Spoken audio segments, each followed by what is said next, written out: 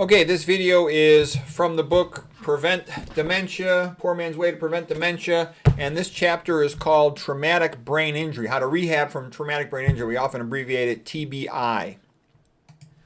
And there's a lot of things you can do, and I think you can do a lot more than the typical place. So rule number one of rehab from traumatic brain injury is do not trust the Ivy League. They suck, okay? They sort of became famous. One of these schools, I think it's one of the Boston schools. The lady's name's Ann McKee. She's a pathologist. She did a whole bunch of autopsies on the brains of these professional football players with chronic traumatic encephalopathy. They abbreviate it CTE. And she's got this whole classification of CTE. And my attitude is, oh, isn't that nice? The guy's already dead. What good does that do him to have that? Now, don't get me wrong. It's nice that they've got this brain bank library of autopsy brains of these old football players and some boxers and things like that. Great. But then the question is, what can you do to help them? And what I've heard coming out of some of these doctors from Boston, this is just my opinion here, but I know I'm right, is recommendations for the Mediterranean diet, which is completely stupid. The Mediterranean diet, I call it the Antichrist diet because it pretends to save people, but instead it hurts people. Okay, look at it. The Mediterranean diet allows olive oil, super fat, bad for blood flow, fish, chicken, nuts, seeds, cheese, MSG, MFG, processed food, alcohol. These are all terrible for the brain. You don't want any of that stuff. None, zero, nada, okay? The best diet is the same as best for everything. Low fat, low sodium, 100% vegan, starch-based, whole food, 100% organic, with no oil, no alcohol, no MJ. MJ is a terrible thing for the brain, too. It's a brain toxin, okay? Just like the Monty Python skit, every sperm is sacred. You want to think every brain cell is sacred. You've got the brain, okay, and then you've got the surrounding tissue. So let's say a person has a stroke, and let's say this orange thing is where the stroke is. I don't know if you can see the color there. All right, and so the orange tissue is dead. This is necrosis. The tissue around it, that's yellow in this case with these markers here, is called the penumbra. And the penumbra means it's ischemic, has decreased oxygen supply, but it's potentially salvageable. Penumbra means like twilight. It's not clear if it's going to be dark or light. So you want to save that. Save that by maintaining good glucose and oxygen delivery and protecting it from toxins. Whenever there's blood-brain barrier, whenever there's trauma to the brain, traumatic brain injury, or whenever there's a stroke, cerebrovascular accident, you can call it, typically it's ischemic stroke, you will also get leaky gut in the intestinal tract. That's bad because that allows pathogens and toxins like bacterial endotoxin, LPS, lipopolysaccharide, for example, access to the brain.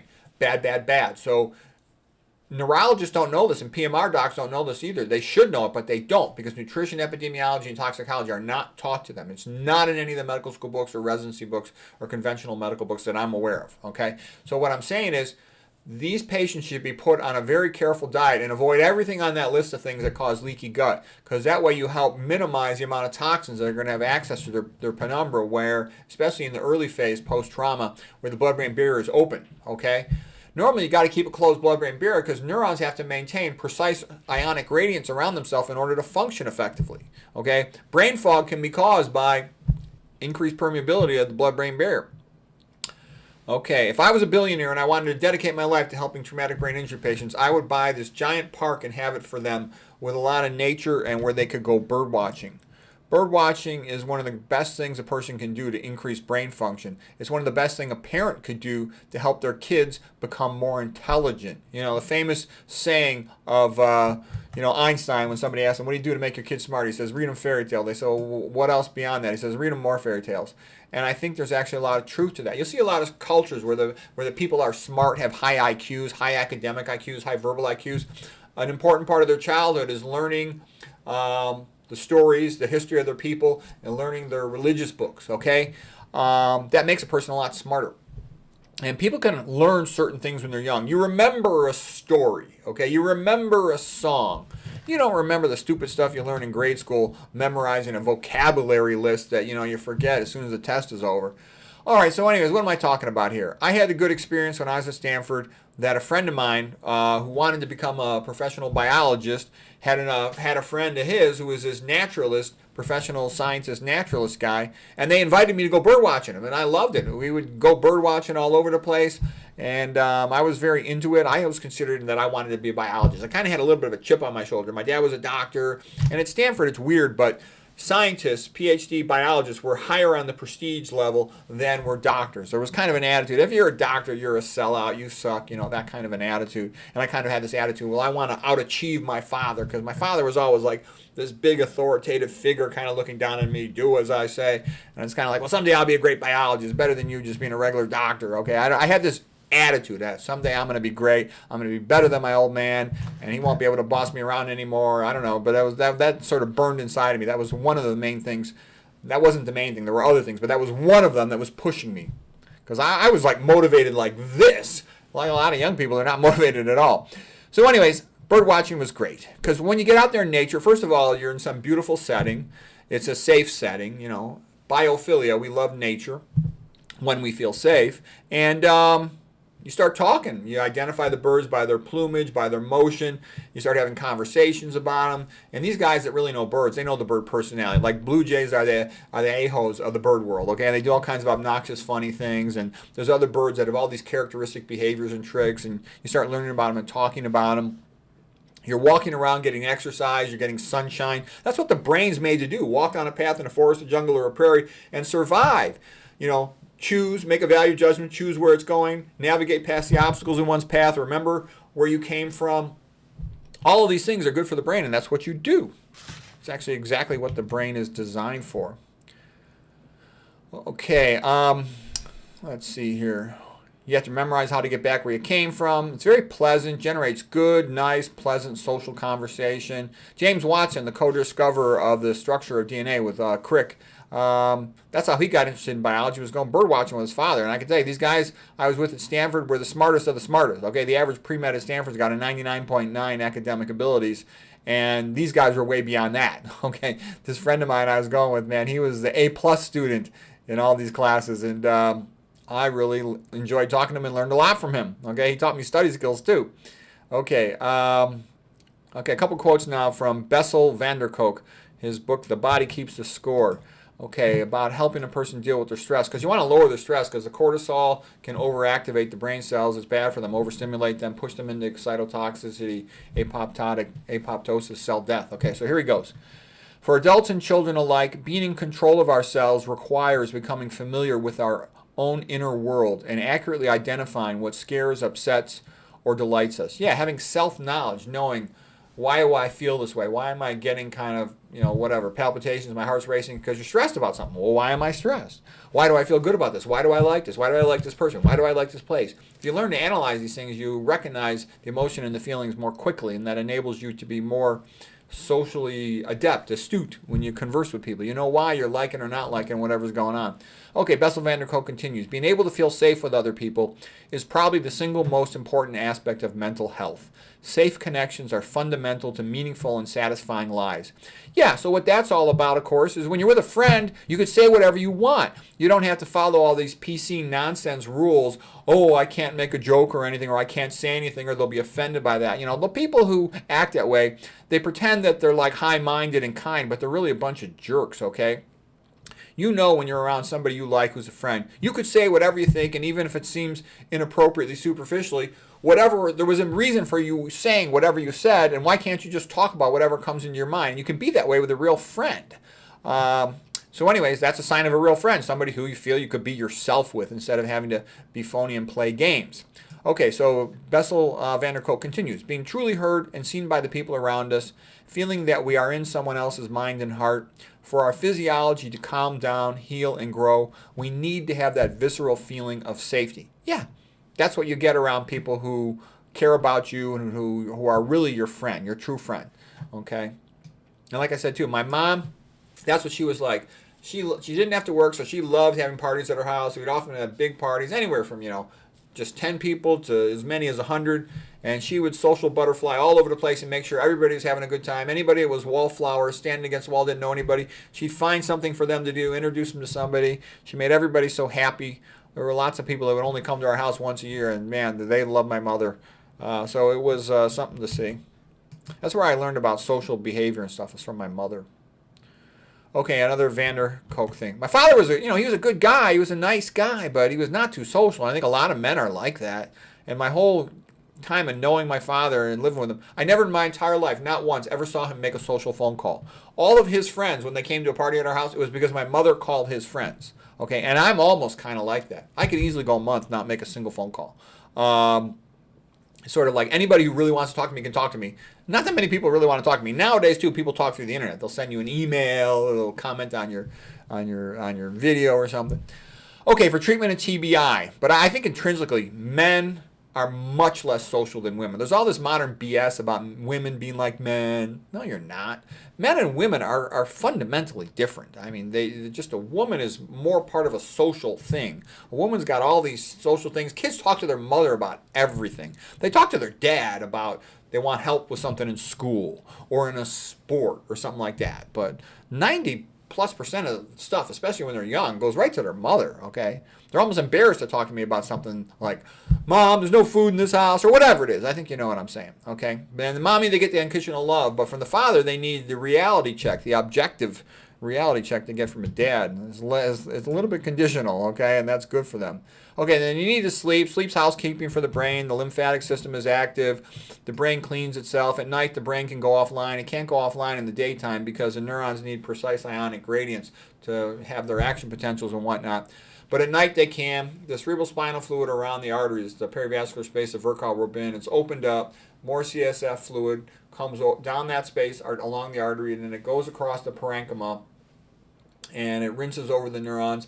They dump out their waste products like English people in the Victorian age dumping out their chamber pots in the street, and then it's rinsed away towards the venous side, perivascular space, and then it goes off into the lymphatics, then it goes down into the lymphatic system, absorbed into the blood, goes to the liver. So what they're really doing is the brain cells are outsourcing their waste management to the liver, which is good, because if they had to handle all that, they would need more organelles, more cell size. It would be harder for them to communicate so effectively and quickly, and the skull would have to be a lot bigger. So it's good the way it is, okay? So yeah, you want to try to get your sleep at night. You know, a nap is good when you can, but it can also sometimes screw up your being able to sleep on time at night. It's good for a person to read if they feel able to read. You know, there's of course a lot of variability in how bad brain damage is. You know, some people are brain damaged and comatose with major trauma, but you know, most head trauma is relatively mild, but it can still have prolonged ongoing effects of brain fog and headaches and things like that. These are ways to heal. Optimizing blood flow helps everything to heal. Good nutrition helps everything to heal. Avoiding excess dietary fat and sodium helps everything to heal. Avoiding all these toxins and all the processed food helps everything to heal. Okay, so reading is good. If you can read a joke book in a language, that means you know that language pretty well. So whatever the person enjoys doing, they should do it. And, you know, they're going to get some brain development. They're also going to get some exercise, and they should have as much social support as can be provided. I like this book called Stroke of Insight by Jill Bolt Taylor. She had a hemorrhagic stroke. She was a neuroanatomist from Boston, and I think she was in her late 30s, something like that. She's got, you know, like I said, a TED Talk, Stroke of Insight. And what she did to rehab was she went and lived with her mother, and she rehabbed, you know, for about 7 years or so. Unlike, for example, a typical post-stroke patient will only rehab for a couple of months, 3 months, for example. And a lot of traumatic brain injury patients, you know, let's say they're young athletes, they're going back and playing far too soon, and that greatly increases the risk second time around of major brain damage. A lot of these pro football players end up demented at a young age because of that.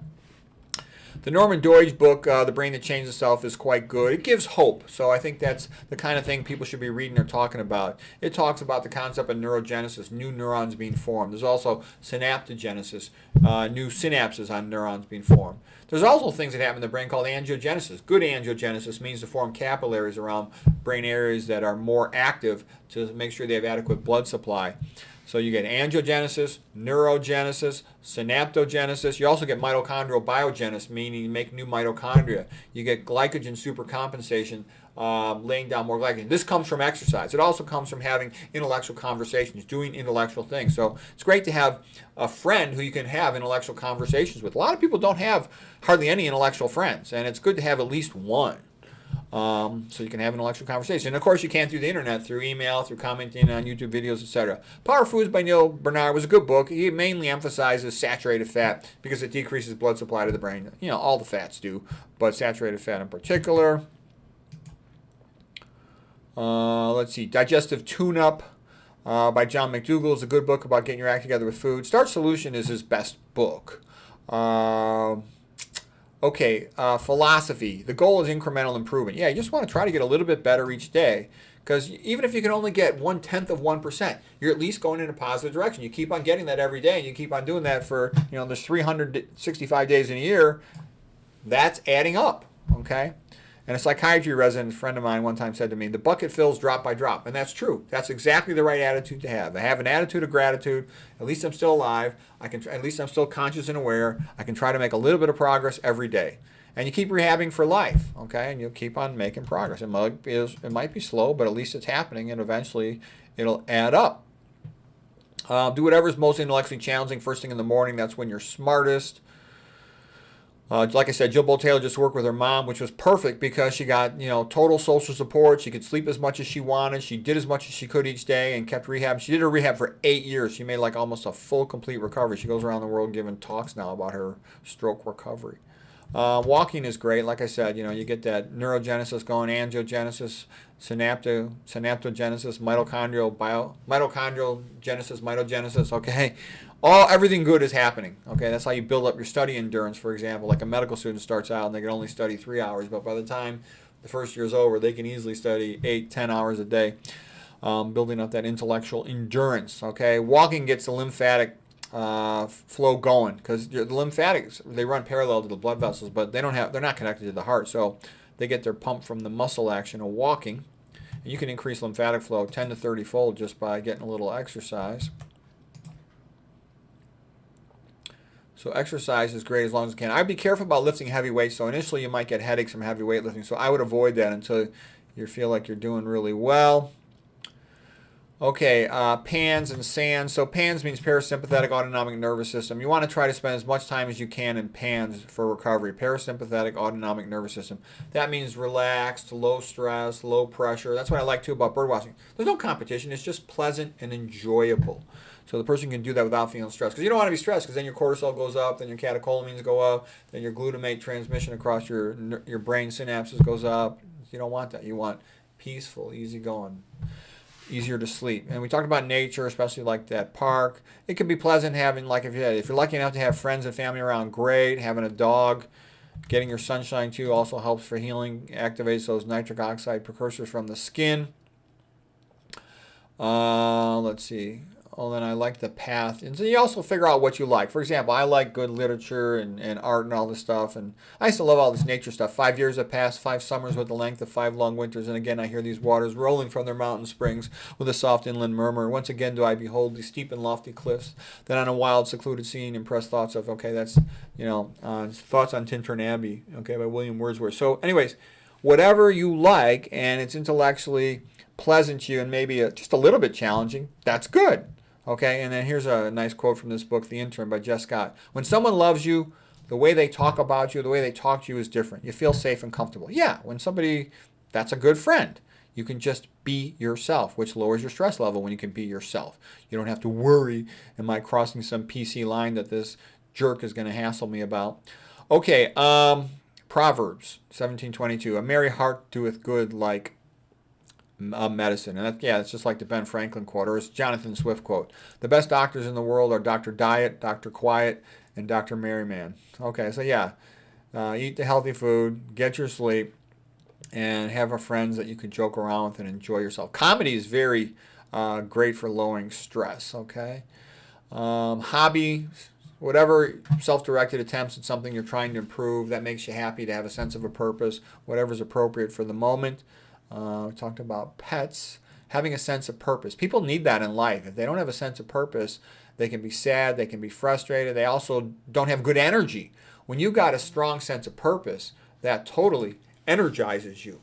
Okay, and I think that was one thing. Like people who actually really know me, what they always say to me is they can't believe my energy level. Okay, lots of things in my life are screwed up. I mean, I don't have that great of a life. Okay, but for what I have and what I can do, I make the most of it. Like I said, I told you, my kid one time said to me, he goes, Dad, why are you so happy? You're like the happiest person in the family. He says, but you have the worst life. Your life sucks. All you do is work, and you're always studying, writing books, or giving lectures. He says, why don't you do more fun stuff? Go to the beach, do all this other stuff. And I'm like, this is who I am and what I am. I like this. I'm doing this for a reason, okay? So when you feel like you're fulfilling your purpose in life, that makes you happier. So that's why if you're trying to help somebody, helping them to clarify what their purpose in life is at that moment is very valuable. And I love the old Schopenhauer quote. Forget about trying to have a happy life. You'll just end up miserable if that's your goal. Make it your goal to have a heroic life, or be a hero or a saint. Okay, some people are a saint, like my mother. She was a saint and a hero. Or my father was kind of a heroic figure. So try to be that in your own life for whatever works for you, because that sense of pursuing a worthy goal will make you happy, and it does. When you feel like I'm doing something good and I'm doing what I should be doing, you feel happy. When you feel like I'm doing something stupid because I have to make money, you're a little frustrated, but you say, well, at least I'm getting paid, okay? And I'm doing it for the higher good of helping my family or something, Okay, listen to audiobooks. Yeah, and an audiobook is nice because if it's easy, you can just listen to it slow. You can even slow it down to 0.75, but as you get good with it, let's say like when I was studying Spanish, I would first listen to it 0.75, and then 1.0, and then when I got good with it, I could speed it up, and you could do the same thing. So what I'm saying is, depending on where you're at on the scale of recovering your cognitive function, you can just challenge yourself. They call it incremental improvement or comprehensible input, meaning something that's just enough to challenge you, but not enough to overwhelm you, okay? And like if I was going to read a book that was easy for me, at 1.0 I would be bored, like a Brian Tracy book. At 1.0 it can be almost a little boring for me. It's too easy for me. I've heard it before. But at 1.5, then it comes challenging and interesting, and, just tune it in. It's good to learn study skills, memory techniques. If you're having trouble, just write stuff down. Whatever works, if you figure out how to cope for your weaknesses of the moment. There's lots of memory tricks. You got to have a growth mindset, know that you can improve. So anyway, I talked about study skills in plenty of other videos. All right, vegan diet, yeah, because that improves blood flow. Low, no added salt, no oils, and low fat. That's how you optimize blood flow. Avoid alcohol, avoid anything with high fructose corn syrup. You shouldn't be eating any processed food, and you'll get better blood flow. We talked about how fructose increases uric acid, which inhibits endothelial nitric oxide and decreases blood flow. And sodium does the same thing. That's why you want to avoid it. Sweets can also cause rebound hypoglycemia, bad for you, bad for your brain. Avoid powders. Any type of powder is always BS. Like these protein powders, they dump a big nitrogen load on your kidneys. They increase your risk of kidney stones. They can increase your blood lipids. They often have tons of glutamate in them. Free glutamate from all the processing. Bad, bad, bad. I don't like that. Okay, avoid all this MSG. Potentially can have excitotoxin effects on your brain. Same thing with aspartame. Same thing with caffeine. Avoid all that junk. Avoid food dyes. A lot of them are mitochondrial inhibitors, are toxic. Processed foods are always going to have a bunch of fungal inhibitors, which are often neurotoxic. And watch out for medications, okay? The typical stupid patient thinks, oh, I got to take this medicine, I got to take this medicine, I got to take this medicine. And what I'm saying is, I'm 60, okay? I don't take any medicines. I don't have any health problems. What you want to do is try to figure out how to be as healthy as possible and minimize use of medications. You don't want to be sick. A sick person takes medicines. A healthy person doesn't need to take any medicines. That's where you would ideally like to get. Okay? It's not normal to take medicine. We've just been so medicalized, our society, that people think it's normal to take medicines. But it's not. It means you're sick. You got a problem. Okay? The average American over 60, I'm 60 years old. Okay? The average American my age is on at least 5 pills. And they're all worried about their medical problems, going to go to the doctor. I don't go to doctors.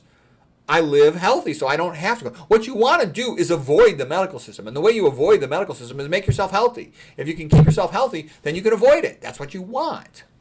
Okay? You don't need to go for a checkup. Check yourself and get your act together, and then you probably won't get sick. Yeah, sometimes we all get sick and we need help, but most of the time, we don't. Okay, other things to avoid. He said avoid loud noises. Like rock and roll concerts, I think they're stupid. They're too darn loud. I went to one like when I was in junior high. I would never go again. I think I maybe went to two.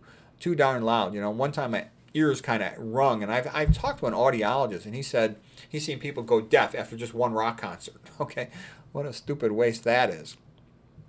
If you're somewhere and you don't like it, it's too loud, just walk out. You don't need to be there. Learn to be above peer pressure, okay? I'm above peer pressure because basically I consider myself a smart person, and I think peer pressure is typically geared at stupidity. You must conform to whatever is the conventional wisdom of the moment.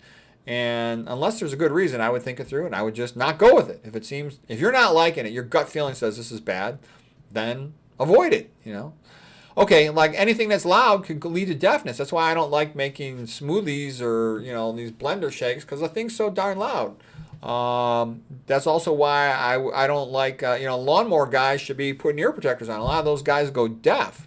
A lot of guys who work in a car shop, pushing the air into the tire, they go deaf from that psh, that loud sudden sound repeatedly. Shouldn't be using blow dryers. Wow, that loud noise next to your head and all that EMF. Stupid. Okay, try to minimize distractions. Like that guy said, the way you improve a brain is you train it more and more. The way you diminish brain function is you add noise, you distract it. That was Mike Merzenich, the inventor of the cochlear implant. That's his quote, and it's a smart quote. You want to improve brain function? Train that brain. Keep rehabbing your brain. You want to diminish brain function? Add noise and distraction. So that's why you want to be simple. Figure out a simple routine that you like and how to gradually challenge yourself a little bit each day to improve your performance capacity. And then have a good attitude. And this is a good quote here. This is the Hans Selye guy. He did a lot of research on stress. Adopting a right attitude can turn negative stress into a positive one. Like there but for the grace of God go I, all these poor sick people, I could be like that. So thank God I have this opportunity to rehab myself, to develop myself, to recover. Every stress leaves an indelible scar, and the organism pays for its survival after a stressful situation by becoming a little older. Being older means a little more fragile. Every major stressor leaves a scar. Adopting a different attitude can convert a negative stressor into something positive. If you want to live a long life, focus on making contributions to others, and you should pursue your highest attainable goal. Right. So that's kind of like me. I got a kind of a difficult life, but I sort of say to myself, well, I'll make the best possible use of my time. And for me, it's making these videos and all this educational stuff. And even though I don't make any money, and believe me, I got plenty of friends, even family members tell me, why are you doing this stupid educational nutrition stuff? Nobody gives a rat's ass. Just eat the vegan diet and forget about it. You should go moonlight and make more money. I make plenty of money, okay? I need my time. I need my rest. I enjoy doing this, okay? And I feel good about it. I feel there's a purpose in it. I feel, that it's something positive. I like it, okay? So that's good for me. This lowers my stress, so I'll do that. And so everybody's got to figure out for themselves what it is to help their kid, to help, some other thing that they think is good, whatever. That empowers you. That's how you get more energy. That's how you feel good about how you spend your time. Okay, what are other things a traumatic brain injury recovery should do? Avoid TV. TV is for idiots. If you want to watch a video, watch something on the internet, okay? TV, there's too many flashing lights, special effects. I haven't watched TV for decades and decades. I don't ever watch TV. Old movies are good, like the old comedies, but, modern movies are bad. They're all crap. They're all PC with some agenda, BS. Okay, Hollywood is evil. We don't even need to talk about that. Okay, tobacco, forget about tobacco. Don't be chewing it. Don't be smoking it. That's for idiots. It's toxic. Avoid fumes. Anything that smells bad is bad. And don't be warming up your car. I got some friends and family, they'll warm up their car, okay? Use your judgment, but you don't need to, and don't stand there talking next to your car while it's warming up. That's totally stupid. You're going to inhale some carbon monoxide. Just because it doesn't kill you doesn't mean it didn't hurt you. That's toxic to your brain cells. You don't want to be inhaling that, okay? And don't be going to nail salons like a stupid idiot, smelling all those chemicals or VOCs, volatile organic chemicals, as they outgas and go from liquid to solid. It's a stupid thing to be. Anything that smells bad is bad for you. Just assume that, all right? Avoid VOCs, volatile organic chemicals like paints, glues, liquid paper. If you have to be around that stuff, ventilate the area. Have a fan or open the door, open a window. Avoid endocrine disrupting chemicals. Yeah, because a lot of them are also neurotoxic. 80% of them are also neurotoxic. Avoid hair dyes. The fumes are bad for the brain. You're going to sit there inhaling it. It's right around you all the time. Don't be using hairspray, all this garbage. Okay, so that's it for this chapter, and that was all about how to rehab your brain. So basically focus on whatever helps your brain and, get your sleep, avoid everything bad for your brain. I've made tons of lectures about all these things, but I'm kind of making that point that I think TBI patients could do much better. They should avoid going back to the sport, especially football or something, right away, where they're going to get more head trauma. And they should do all these things, get more blood flow, get their rest, sleep, and do all the things that they enjoy that are going to help them recover. Low-level activity, for example, and some ongoing intellectual challenge. So anyways, hope that's helpful.